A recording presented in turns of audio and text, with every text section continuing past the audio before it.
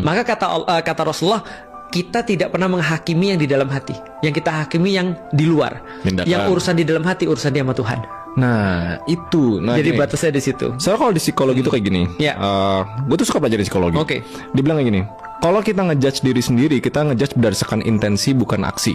Kalau kita ngejudge orang lain, kita ngejudge berdasarkan aksi bukan intensi. Ih, bagus banget. Itu siapa yang ngomong tuh? Lupa deh, pokoknya gue baca. Kenshin Himura kayaknya. Nggak tahu siapa lagi Kenshin Himura. Kenshin Himura lu nggak tahu? Nggak tahu. Ya, search nanti. Tapi emang kayak gitu. Coba dibayangin, kita setiap hari gampang banget kita ngejudge orang lakuin sesuatu tanpa kita ngerti intensinya. Contoh, orang nyolong, gitu lah. Pencuri nih, layak dihukum, layak diapain. Tapi dibaliknya, di dalam hati dia, intensi dia biar anak gua nggak mati kelaparan. Betul. Misalnya gitu.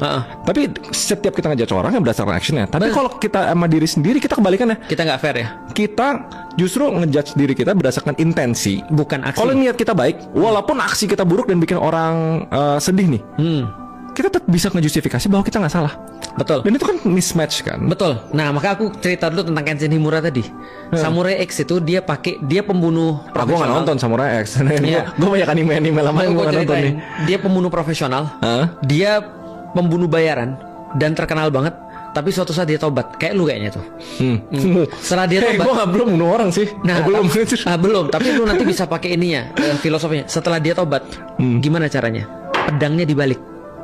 Pedangnya dibalik. Nah, tajamnya untuk dia, tumpulnya untuk orang.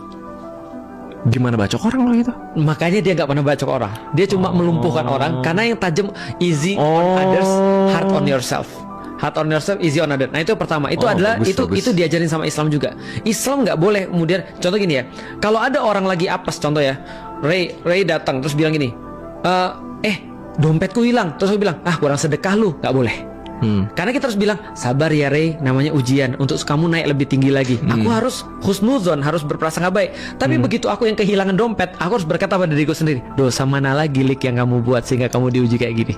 Tapi aku gak boleh ngejudge lu dengan kata-kata kayak gitu. Karena itu untuk diri sendiri. Islam literally ngajarin hard on yourself, easy on others. Selalu cari alasan pembenaran untuk orang lain, tapi hard on yourself. Itu yang pertama. Yang kedua, aku pengen kasih tahu, berarti problematikanya adalah problematika mental, bukan problematika agama. Agama harusnya datang untuk membenahi mental. Tapi kalau agamanya tinggal ritual, maka yang terjadi adalah orang-orang ngawur mengatasnamakan agama.